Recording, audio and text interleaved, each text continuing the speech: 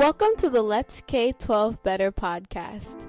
This podcast is a project between Mama Ball Capes and her kids. Hi!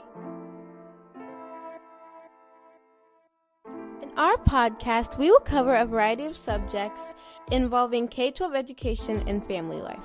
We will talk about the ways that parents, kids, and educators can improve K12 education and family life. We encourage you to join our conversation on social media using the hashtag Let's K12 Better.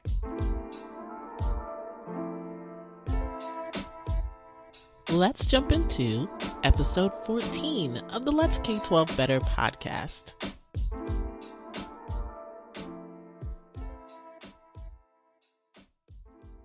Right now, families across the country are inundated with information about COVID-19 and back to school. Some of it good and some of it misleading. It's hard to keep up with the decisions being made by each state and every school district in response to the recommendations from health officials. The reality is that school, although not a child care facility, provides parents the ability to work as schools promise a structured and safe environment for kids. As we hear about the demands to jumpstart the economy and the real need for families to earn income, we can't help but wonder if there isn't a better, more imaginative way that we aren't pursuing. This episode is part of a back-to-school series focused on a variety of topics designed to peek behind the curtain or even blur the lines a bit between the parent-teacher realm. We hope that you gain insight into the human stories behind the hysteria, the confusion, and even the sterile numbers and factoids we hear in the media. So, what do the kids think?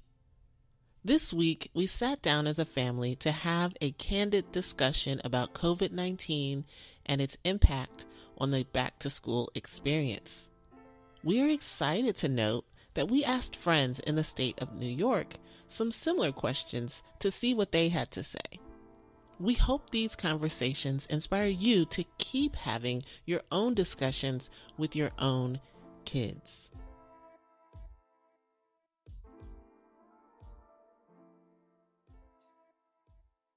Started,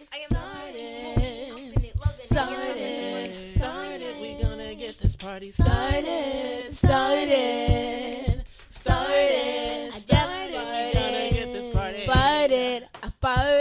Wow.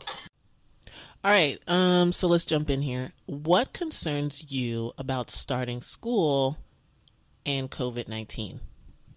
I think what concerns me the most is that probably we're not going back to school for a while, but if we were, we'd probably have to we'd all have to get vaccinated or something because there's a lot of people at our school, so maybe we're gonna have each person think individually. What's thinked? I mean, tested? Tested for it. So then at the school, not at the school, maybe at the school, so they know. So maybe that kid won't go to school. Also, if one person has it, it can, and the second wave is there's probably gonna be a second wave, and if it comes, then it's probably gonna come to the school, and it's. Why would it come to the school? Because there are a lot of kids there, and kids are the most people who are probably gonna get it. Okay. And Do you mean carriers? Yes. You mean carriers? And what makes you think that kids would be carriers? because They're disgusting. Speaking of Mike. Because a lot of kids go around doing stuff more than adults do, because adults are more careful, because kids are just not dumb, but they don't have a lot of experiences, because they're kids and they haven't lived that long. Excuse me. Okay. I wanted to add on to that. Nice and loud, please.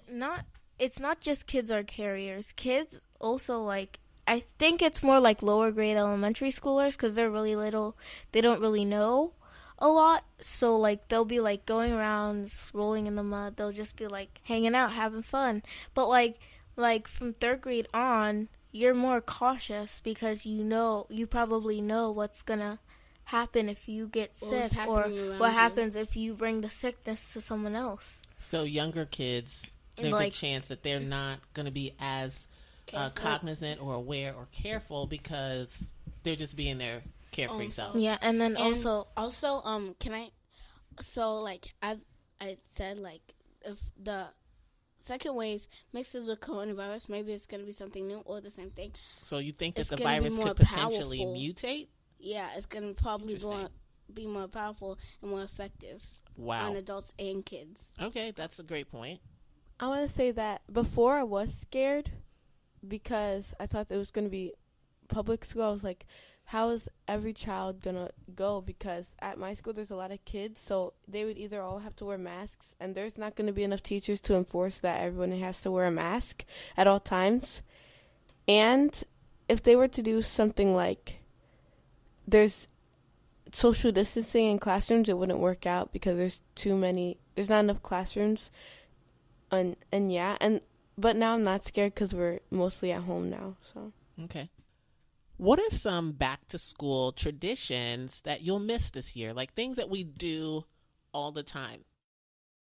Well, every year I have a personal tradition. Our parents take us to shoe stores, and I buy red Vans every year, red and black Vans. And also we go like every time we're at the mall. It's more of a just a normal tradition, like not just back to school, but we always end up getting like cinnamon sugar pretzels. That's cool. I think a tradition we do is that we might not get to do this year is we usually just like get a bunch of school supplies and new clothes and shoes. Like she said, we get a bunch of new stuff. So unless like the other person passes on some old clothes that they had that school year. So everybody gets to look fresh on the first day, huh? Oh, yeah. What about you? Do you have anything? Okay. Sophie already said it, so. Okay, all right, cool. Okay, so during a normal back-to-school experience, right, what would you most likely be excited about? What would get you like, yay, back to school? Getting my hair straightened. So you like getting your hair done? Yeah, every single year my mom takes me to go. Awesome. I think that I'm usually just worked up about like seeing everyone, my new classmates, my old classmates, just in the same room. And like from like usually 3 months of summer break, going to the pool and stuff, I'm usually just happy to be back and learning again. Oh, okay, cool. And cool, mostly cool. doing math because that's my favorite subject. That's your favorite subject? Math is cool. Don't think I'm weird for this, but I like the smell of like new stuff. Like I get excited when we buy new clothes or shoes or like school supplies because like it smells like I don't know how to describe it. It just smells good. It smells like a new beginning. A new beginning. That should be a scent. Febreze, pick it up. New beginning. New air beginning. freshener. Back to school. Okay. You could get it back to school. Spray it in your bathroom. Seriously, like I would buy that for you guys and spray it around the house so that you could feel good. The school it year. would smell good all year. We took a moment to ask our friends in New York, Levi and Judah, these same questions. Here's what they had to say. You'll hear their mom, Lindsay, in the background. Hi, I'm Levi, and I am 9 years old. For how long? For 1 month. 1 more month. Yeah. Hi, I'm Judah, and I'm 11 years old. For how much longer? Let me check. 10 days, something. Hey, guys, first of all, like, y'all are so super dope. Thank you very much for your time this evening. I really, really appreciate you guys. What's your biggest concern about starting school with COVID-19? I'm really concerned about probably getting COVID-19 or spreading it to anyone else. I'm probably most concerned about just being like the person who spreads it to other people. You guys are super thoughtful. So I just want to throw that out there. That I appreciate you guys for that. That's amazing. Not amazing that that's your concern. You're welcome. Not amazing that that's your concern, but I think you guys are amazing people for that being your concern. Okay, so first let me ask, like, are y'all virtual? Are you guys face-to-face? Are you guys, y'all don't know? Are you half and half? You know what school's going to be like this fall? Maybe just like probably just work from home, like how we've been doing it for like the maybe first 3 months. Do you know, Judah? How it will be for us? Yeah. I think that there will be some days where some people go to school and some people don't, and that way there's not so many people in like a class. So then when people like don't have the risk of like spreading it or getting it. Do you think that they're going to give you a choice about if you want to go or not? Probably. Yeah. Because what choice would you make if they gave you the choice? I would probably not, because I think I'm fine with how it's now, and I don't want to like risk getting it. So you're fine. You're fine. You're fine doing what we're doing now. Yes. But no, I'm not fine with going to school because I feel like this. Because I wouldn't want to do it until there's like a vaccine or something to stop it. Yeah. Why? What do you think about? Like what do you think about going back to school? Like if you went before there was a vaccine, how would you feel when you were in school? I wouldn't always feel like safe. I would be like sort of scared when I came back like home. What would you be scared of? Of me actually like getting it and spreading it to other people. Yeah. What would happen if you spread it to other people? What would you be afraid of? Just afraid of anything that could happen from it. Yeah. Like what? What do you know about could happen from it? I don't know that much. I know it's deadly. Yeah. But I don't know that much about it, no. I appreciate all of that. So in considering all of that both of you guys said, right, my next question to you would be like, if and I guess you are in virtual spaces, you guys are going to be in a virtual learning environment, like you're missing out on a few things, right? So like what are some back to school traditions or things you guys do or look forward to, right, that you're going to miss this year? What do we do to get ready for school? We have school supplies. The morning of school, we take the picture, and and Dad usually works from home, and we see you guys on the porch. And since I'm going to 5th grade, there's something I saw in the yearbook. Every single year, the 5th graders always hold up like a sign,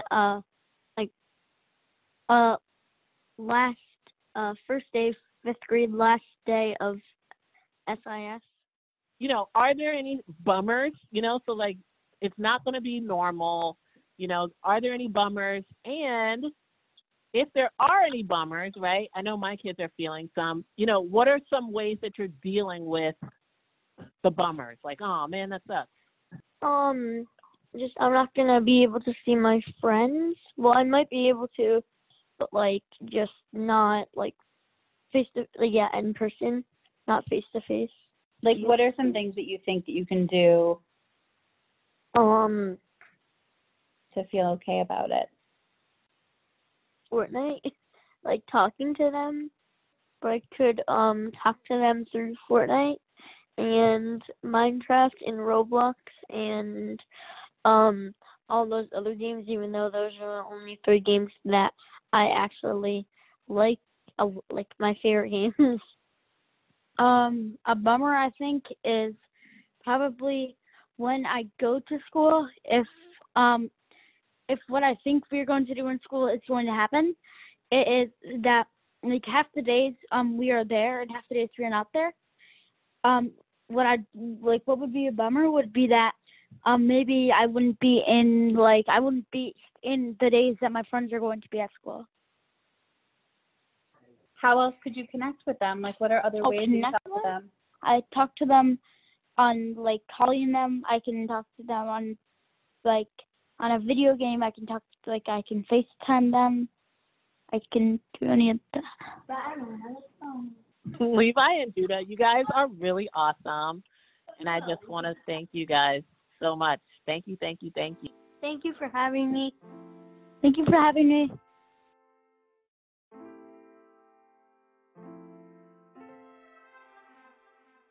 We hope that you enjoyed part 1 of this 2-part episode.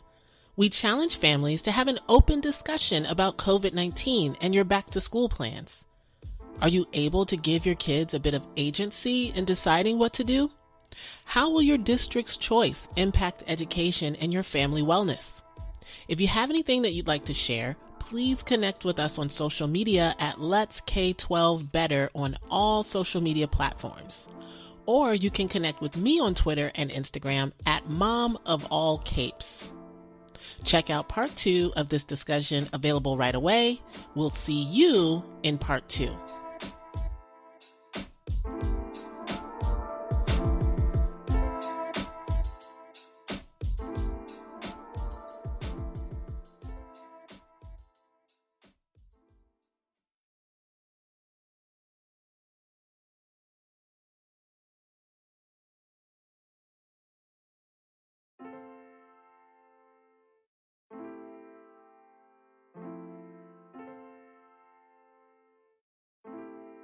Welcome back to part 2 of this back to school episode discussing COVID-19 with kids on the Let's K12 Better podcast. We appreciate the insight that Judah and Levi shared with us in part 1. Now let's jump right back into our family discussion.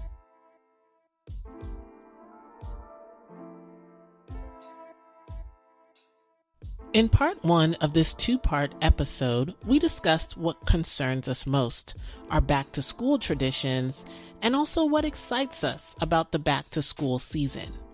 We hope that you enjoy the second half of this discussion. Started, we're gonna get this party started.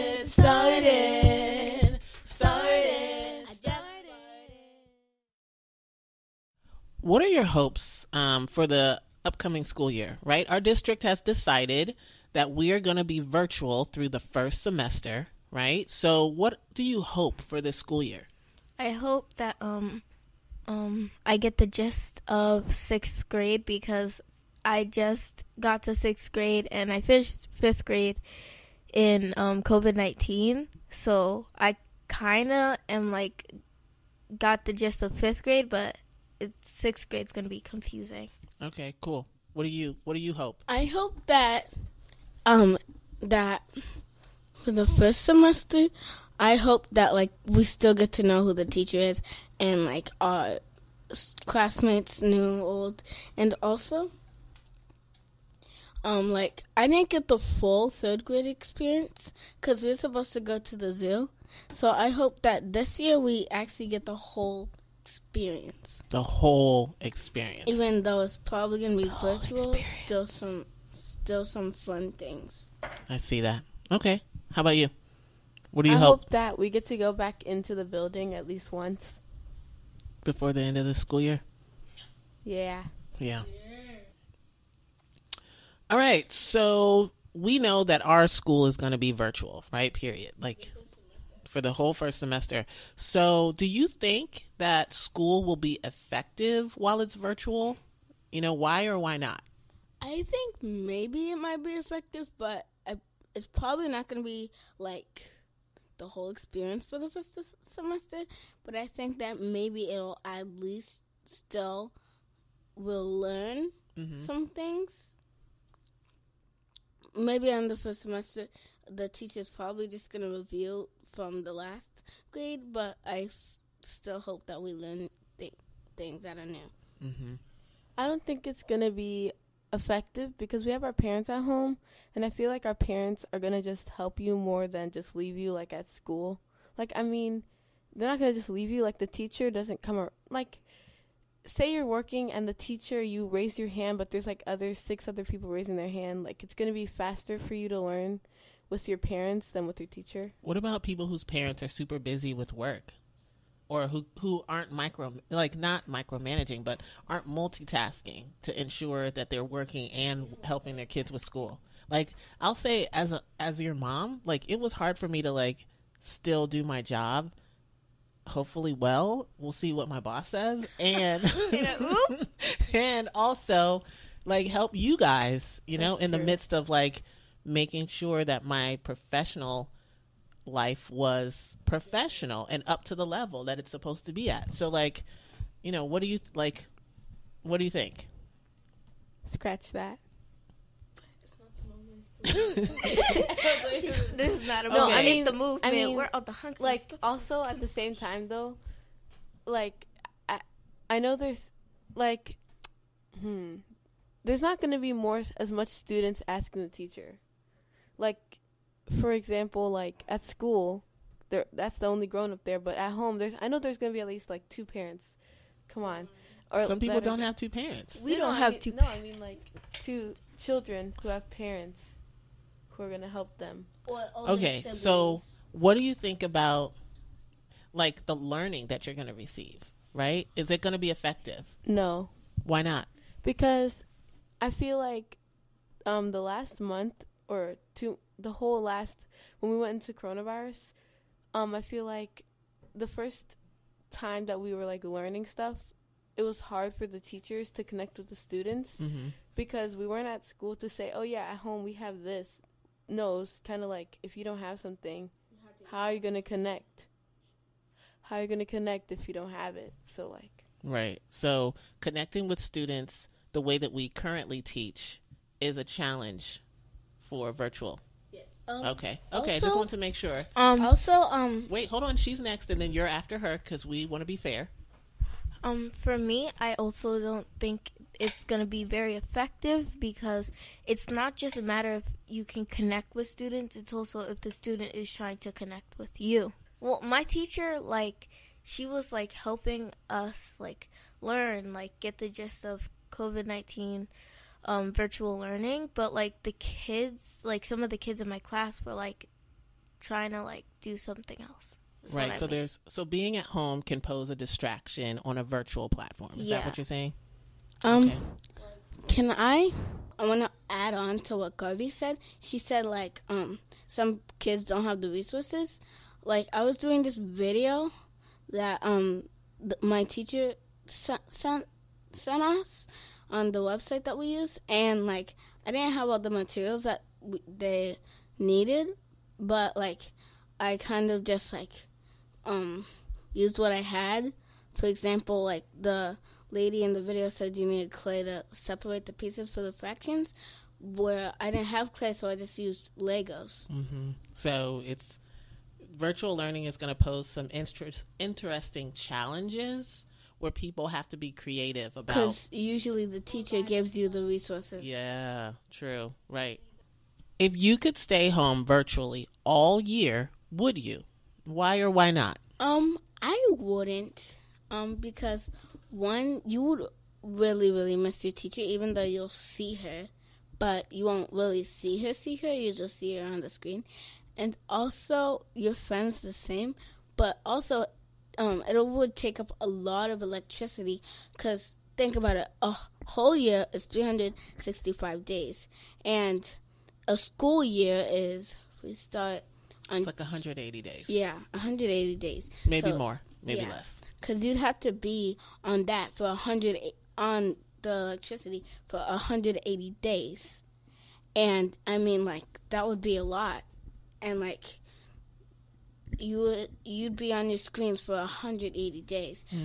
I mean, we're mostly on our screens every day, but, like, even though you'd be learning, still, I mean, the average person shouldn't be on there, like, just straight on your screen all the time. Straight. Yeah. Because, like, sometimes our parents restrict us, like, when we're using it too much. They tell us just, like, chill out or, like, play a game. Because, like, that's... Or do something creative. Or with your family. Yeah. I think it would save a lot of money on a lot of stuff. Like clothes and shoes. Because if we're not going anywhere, then why would we need to buy it? So, I mean, it would save a lot of money for families with clothes and shoes. And I'd also think that school supplies, you'd still have to buy a few things, but not as much things as like before. So like maybe like pencils and paper and stuff like that, but like not like random stuff you would need. Not like just like a bunch of clothes. You could just wear your own clothes. I don't want to go Speak back into the mic. I don't want to go back to school for 2 reasons. One, because my grade has to be at the top floor and I have to go down for things like lunch and stuff. And 2, because what like they said, it'll cut expenses, but also I kind of do want to go back to school, even though it's COVID-19. Like, that's the part I want to stay inside. But like, I feel like this is kind of piggybacking off of the answer from my last question. Kids are going to get distracted if they have like a lot of stuff at home and they're like constantly around it. So like, yeah. Okay. All right. Cool. Okay. Recently we got nervous because you were a little sick, even though we didn't go anywhere since March. Like, we didn't go anywhere. You haven't been doing sports. You haven't seen any friends. We don't have like a COVID-19 pod with other people. Like, you've been in the house or you visited your grandmother. And so we went because, we went to go get you tested for COVID because we wanted to make sure that we were being safe and that, make sure I didn't bring anything from the grocery store.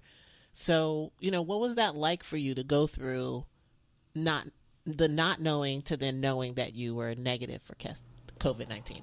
When I didn't know that if I had it or not, I was scared because I was like, if I do have coronavirus, then everyone around me, especially my grandma, she could have gotten it because she's a older person, and like those are the people who like most likely die from coronavirus, and I got really scared. And I was also scared because I didn't want to quarantine myself in my room. And yeah. And so then what did you feel when you got the test results back? Relieved. Yeah. Okay, so what about learning from home kind of sucks a little bit? You can't really, like, it's less engaging because, like, you can't really see what the teacher's, like, it's harder for the teacher to kind of drive the point forward.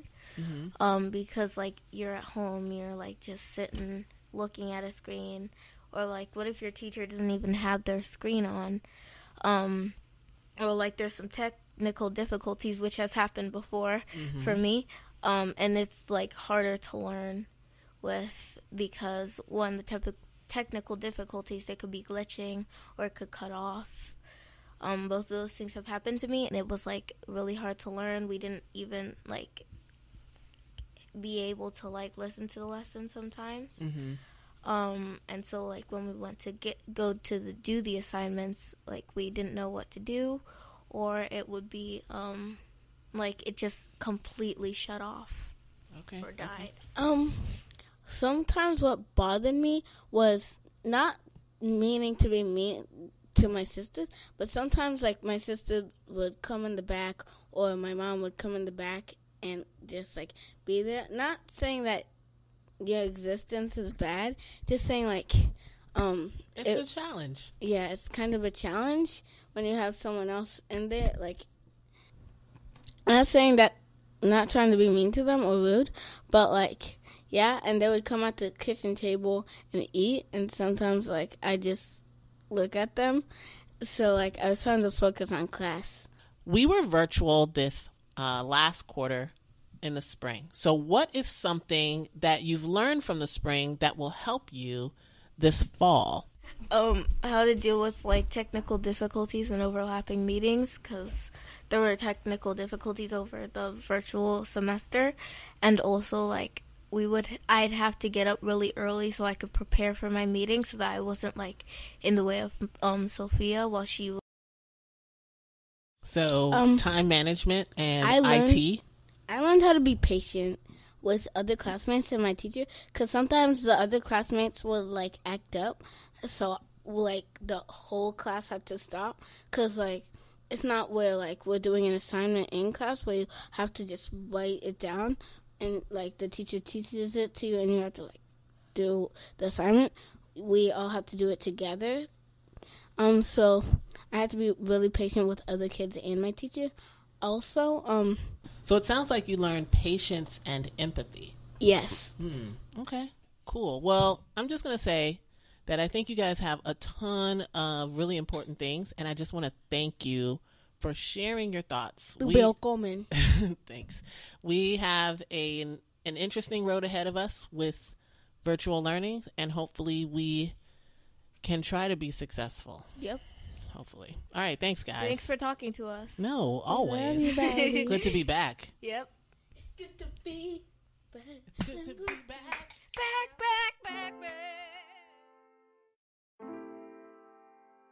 Thank you for joining our family discussion. We hope that you enjoyed part 2 of this 2-part episode. We challenge families to have an open discussion about COVID-19 and your back-to-school plans. If you have anything you'd like to share, please connect with us on social media at Let's K12 Better on all social media platforms. Or connect with me on Twitter and Instagram at Mom of All Capes. We wish you all the best during the back-to-school season.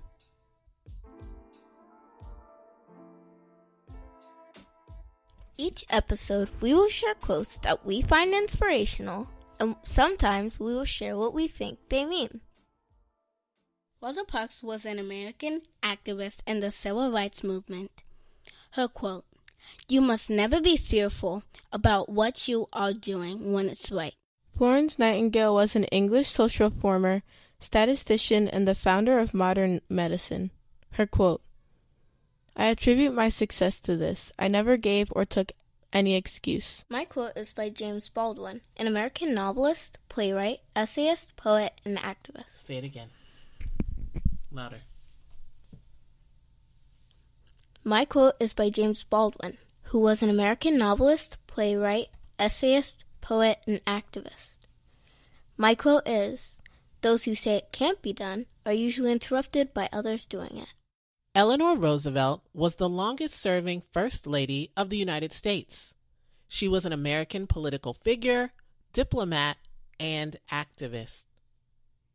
Her quote, "Justice cannot be for one side alone. It must be for both."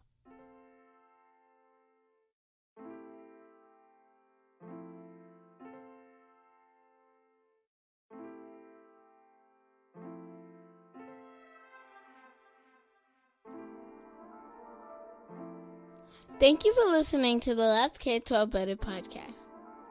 Please like, subscribe, and share. We want to hear from you.